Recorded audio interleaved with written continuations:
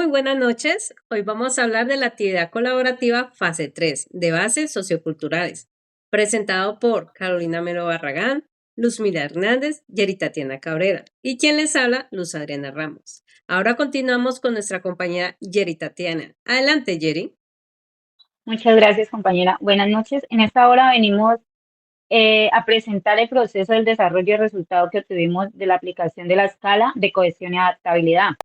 El propósito de la escala es identificar claramente los aspectos del funcionamiento familiar de nuestra población sujeto, pues teniendo en cuenta que la familia es lo más importante de la vida del ser humano. También considerando esa importancia no relevante en el funcionamiento familiar, sino en todos los aspectos de la vida del ser humano, tanto como en su salud mental y en otros aspectos como la religión, lo social y lo cultural. En la aplicación de la escala, identificamos los tipos de familia, los cuales están abordados gracias a que esta está basada en análisis desde un enfoque metódico que se centra en el modelo circunflejo familiar. Esta escala está compuesta por tres dimensiones. Por primera parte tenemos la dimensión de cohesión, el cual es de lazos emocionales y de grado de autonomía. Para poder identificar esta escala, nos regala 10 preguntas, las cuales tenemos 5 opciones que tienen sus valores numéricos. También tenemos su parte de adaptabilidad, la cual responde ante los cambios que tengan las familias. Ellas facilitan el cambio y facilitan el cambio de roles y de autoridad entre ellos como para poder enfrentar sus problemas o situaciones que vengan. También la escala nos regala 10 preguntas con 5 opciones y cada una con su valor numérico. En la tercera dimensión encontramos lo que es la comunicación. La comunicación siendo esta la que permite a las familias funcionamiento dinámico y equilibrado, observando que esta es la que nos ayuda a poder obtener una buena cohesión y adaptabilidad. Esta no tiene preguntas, pero tiene en cuenta en cada de las dos dimensiones anteriores, con sus 20 preguntas, están relacionadas, por la que nos permite ser cada familia más balanceada en cada aspecto. Eh, por otro lado, tenemos sacando la sumatoria de todos los ítems que nos indica cada familia, qué tipo de familia es. Tenemos tipos de familias que dependen de su puntaje, lo cual son la adaptabilidad, en la cual tenemos las familias caóticas, flexibles, estructuradas o rígidas. Y en la cohesión podemos decir que son desligadas, separadas, conectadas o amalgamadas.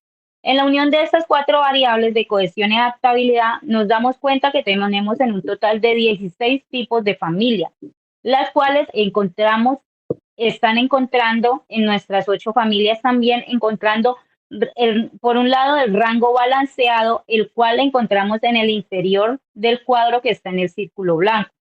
El rango medio, en cual encontramos en el círculo que se encuentra de color gris dentro del cuadro. También encontramos el rango extremo, que los encontramos en las esquinas del cuadro de color gris oscuro de nuestro cuadro de cohesión y adaptabilidad. Muchas gracias. En este momento mi compañera Luz les va a seguir exponiendo de nuestro proceso.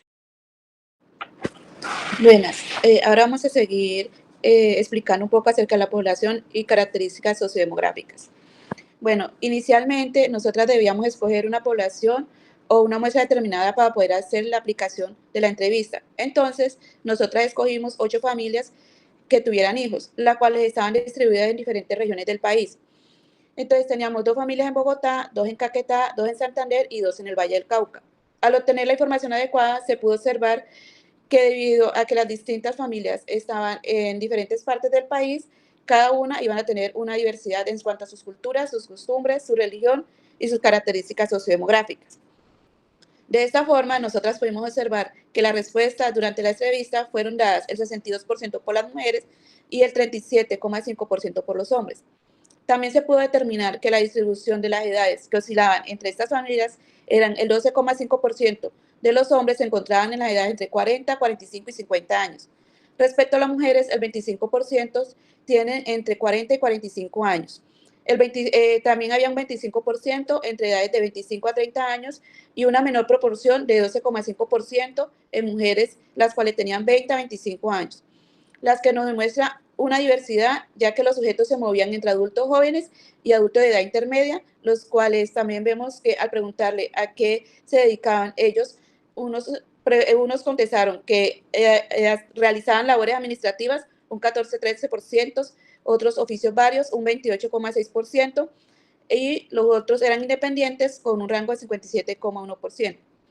De estas 8 familias pudimos establecer que su estado civil, el 50% eran solteras, el 25% eran separadas y el otro 25% aún se encontraban casadas. En cuanto a su escolaridad, tenían un nivel de bachiller el 25%, técnico el 37,5% y profesional también el 37,5%. En cuanto a la religión de estas familias, se encontró una gran diversidad obteniendo los siguientes resultados. Testigos de Jehová, 12,5%, creyentes, 25%, cristianos, un 12,5%, y el católico fue el que tuvo más resultados con un 50%.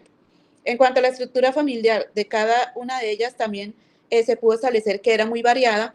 Entonces, observamos que el 62,5% eran familias monoparentales, el 12,5% era una familia extensa y el 25% era una familia nuclear. Entonces, las cifras de las estadísticas que nosotras realizamos nos reflejaron la diversidad de cada familia en la sociedad. Ahora nuestra compañera Carolina va a seguir explicando la actividad. Gracias. Gracias, Luzmila. Respecto a la aplicación de la escala, inicialmente lo que hicimos fue explicarle a nuestros sujetos cuál era el propósito de esta aplicación, que era poder conocer e identificar el tipo de familias de cada uno de ellos. Después, lo que hicimos fue aplicar el consentimiento informado, les explicamos de qué se trataba y les pedimos su permiso para participar del ejercicio académico. Nos firmaron su permiso y les explicamos pues que los resultados se iban a manejar con todo el respeto posible. Y posterior a eso, nosotros habíamos impreso el cuestionario de cohesión y adaptabilidad, lo teníamos en medio físico. Algunos sujetos decidieron que nosotros leíamos las preguntas y diligenciábamos el cuestionario, o algunos sujetos que estaban con su núcleo familiar tomaron la decisión de tomar el cuestionario, discutir las preguntas y las respuestas con su familia.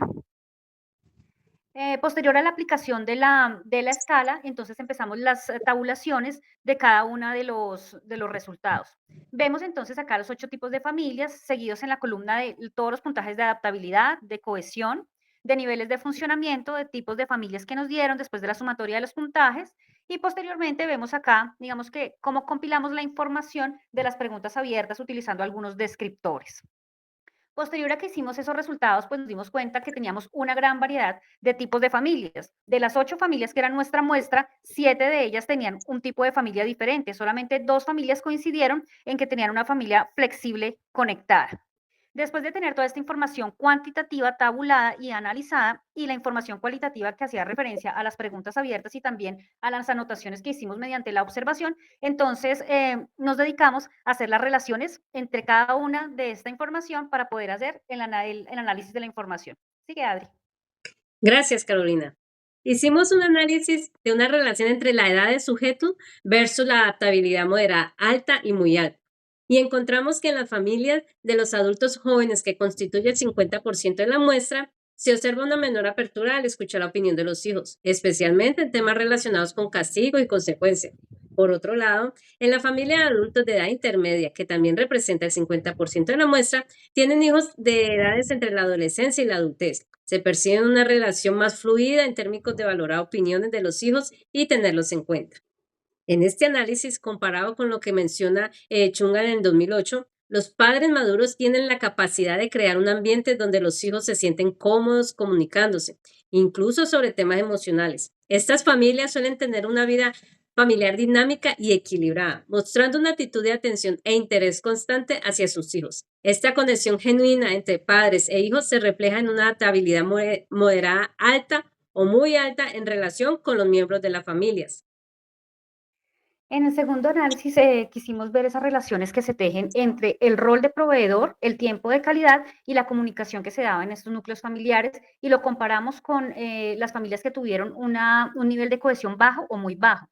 El 50% de nuestras familias pues tenía ese tipo de cohesión bajo, muy bajo, y se caracterizaban principalmente porque uno de sus miembros era el proveedor principal de esta familia, entonces se dedicaba principalmente, era eso, a trabajar, y el poco tiempo que le quedaba pues era dedicado a su familia, pero pues es muy limitado. Entonces el tema de compartir, de estar pendiente de los hijos, del hogar, de la esposa, pues realmente era muy precario.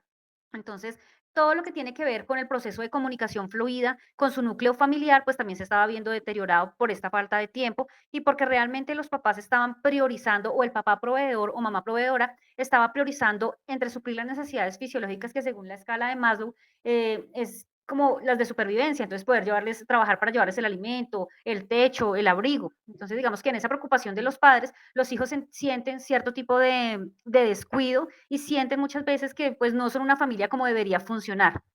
Si contrastamos, digamos, esta información que encontramos en nuestros sujetos, Alfonso Celia en el año 2017 escribe una investigación en donde dice que estas familias que se empiezan a percibir con este tipo de disfuncionalidades, pues se empiezan a tener problemas también a nivel de comunicación. Entonces el tema de satisfacción personal, de comportamientos negativos, empiezan a afectar las dinámicas familiares y su funcionalidad familiar al mediano plazo, hasta que pueden llegar a debilitar a tal punto que las familias llegan a separarse por causa de la falta de comunicación y de tiempo de calidad entre cada uno de sus miembros. En nuestra tercera relación analizamos familias ubicadas en el rango balanceado versus el grado de flexibilidad y capacidad de cambio. El 50% de las familias de estudio se ubican en el rango de funcionalidad familiar balanceado y de estas, 3 muestran un alto grado de flexibilidad en la definición de roles y de liderazgos. Estas familias tienen la capacidad de reorganizarse fácilmente y asumir nuevas posturas y dinámica familiar cuando las situaciones cambian, ya sea en términos de autoridad o roles. Cannon y Pablo en el 2019 citan a Eileen en el 2016 que menciona que las familias con funcionalidad alta suelen tener una disciplina dinámica y flexible. Estas familias tienen capacidad de adaptarse a las situaciones para lograr una mejor convivencia y entendimiento con los demás. La flexibilidad en estas familias se refleja de manera positiva en su funcionalidad, lo que sugiere que las familias balanceadas son representadas de una forma de disciplina democrática, basada en el respeto y la buena comunicación. Respecto a nuestra cuarta análisis, comparamos la religión y los niveles de cohesión.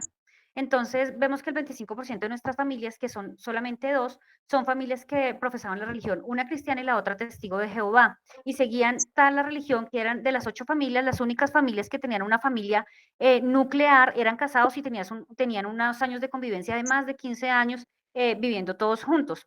Es importante mencionar que en ellas se ve que el rol del papá es primordial como cabeza de la familia, es quien toma las decisiones, así lo discuta con los demás, digamos que es la persona responsable de ese tipo de cosas y que en algún momento, digamos que eso sumado a la poca flexibilidad en el cambio de las normas, de las reglas que hay en la familia, específicamente por el tema de su doctrina religiosa, pues genera una serie de malestares, sobre todo en las familias, en este tipo de familias que ya tienen hijos adolescentes y que empiezan esos cambios y quieren empezar a buscar su independencia, y eso incluye también su identificación respecto a la religión.